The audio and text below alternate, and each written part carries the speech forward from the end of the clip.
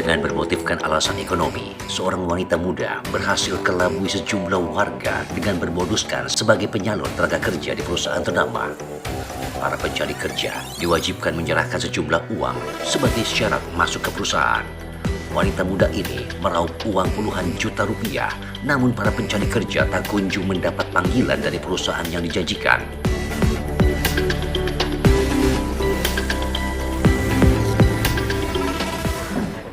Oke, kita mulai rekan-rekan sekalian. Bismillahirrahmanirrahim. Assalamualaikum warahmatullahi wabarakatuh. Selamat sore rekan-rekan media semuanya. Pada sore hari ini kami dari Polres Karawang akan melaksanakan press conference terkait pengungkapan tindak pidana penipuan dan penggelapan masalah ketenagakerjaan.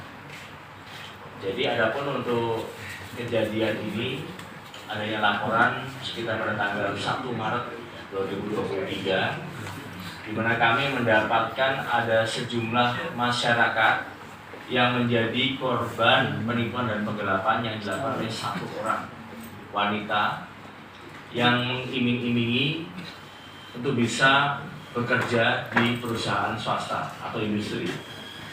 Jadi yang bersangkutan ini beberapa waktu yang lalu mendatangi masyarakat ini. Total korban sementara ini ada 10 orang ya, di 10 TKP yang berbeda di wilayah Kabupaten Karawang.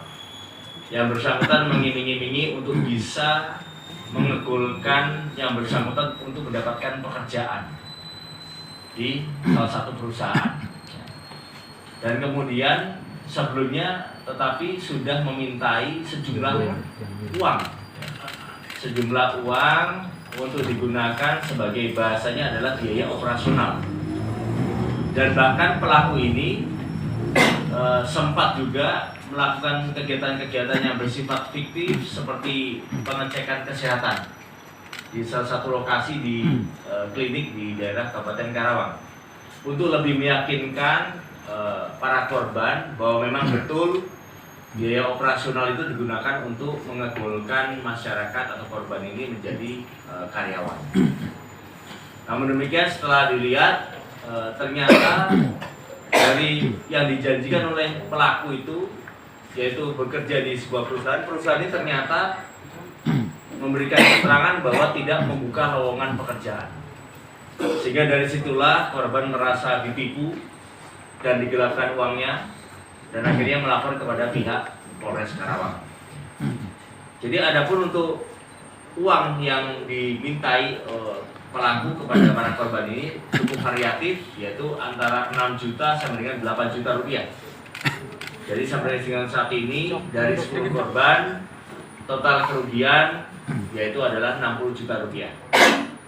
Adapun tersangka yaitu adalah RR. Ini umur 33 tahun, merupakan warga Kecamatan Pangkalan, Kabupaten Karawang, yang bersangkutan tidak memiliki pekerjaan yang tetap atau serabutan. Namun demikian setelah kami cek profilnya ternyata pekerjaan yang dilakukan selama ini ya tadi itu yang saya sampaikan, melakukan penipuan dan penggelapan terkait masalah ketenagakerjaan. Adapun barang bukti yang kami sudah sita yaitu sejumlah transaksi elektronik perbankan, termasuk juga surat-surat pernyataan dan juga somasi ya, dari pihak korban yang selama ini menuntut untuk direalisasikan tetapi ternyata tidak kunjung tiba ataupun juga tidak dikembalikan uangnya tapi pun juga tidak dibayarkan. Adapun pasal yang kami persangkakan yaitu adalah pasal 378 dan atau pasal 372 KUHP dengan ancaman hukuman 4 tahun penjara. Selesai. Dan total ini masih dalam pengembangan. Kami sedang mengembangkan terkait korban-korban lainnya, termasuk juga pihak-pihak lain yang berafiliasi yang barangkali dari sebuah perusahaan atau kelompok-kelompok tertentu. Sudah nikah, punya suami ya. Lagi? Iya Komandan, terkait motifnya sendiri apa Komandan? Jadi tersangka melakukan ini untuk apa emang? Untuk biaya hidup atau gimana? Ya, motifnya sebagian besar itu adalah untuk motif ekonomi ya, untuk kehidupan sehari-hari dan juga termasuk untuk keperluan-keperluan pribadi yang bersangkutan dan juga hura-hura. Sudah berapa tahun pelaku melakukan? Ya, berdasarkan pengakuan sudah 1 tahun. Untuk aku rata-rata mencari korbannya melalui sosmed atau gimana dan? Tidak, jadi yang bersangkutan itu yang proaktif mendatangi titik-titik kumpul masyarakat yang mungkin barangkali sedang seperti kelompok arisan dan sebagainya dan menawarkan pekerjaan-pekerjaan itu. Untuk meyakinkan korban, pelaku mengaku sebagai apa? Mengaku sebagai tadi itu penyalur tenaga kerja. Oh, penyamar. Ya.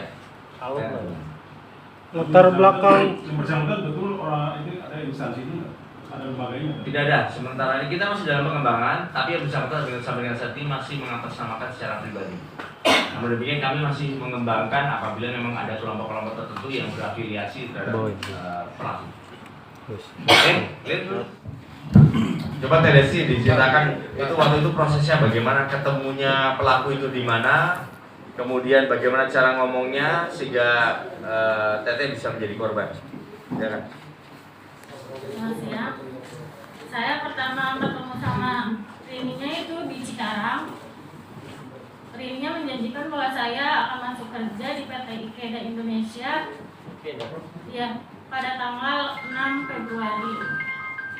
Awalnya dia menjanjikan ke saya bahwa ADM itu 3.500.000, tapi sampai tanggal 6 saya tidak masuk kerja dan Rini meminta uang tambahan sampai 5 juta.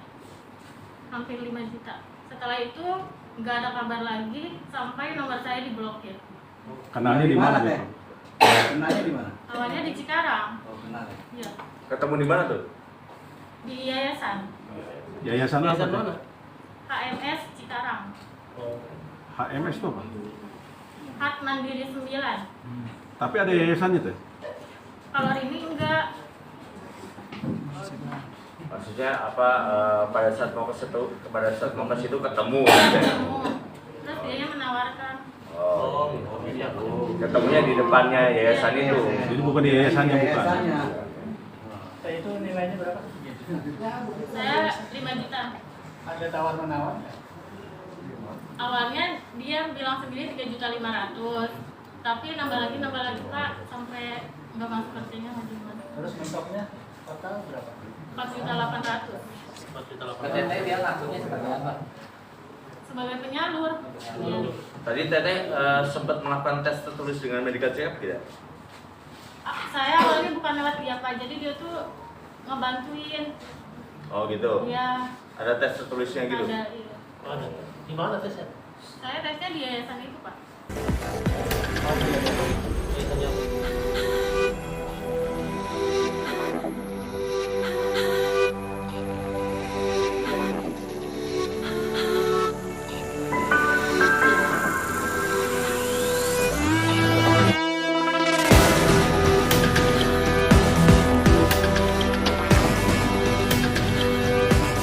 Saat ini, Satreskrim Polres Karawang tengah mendalami kasus ini.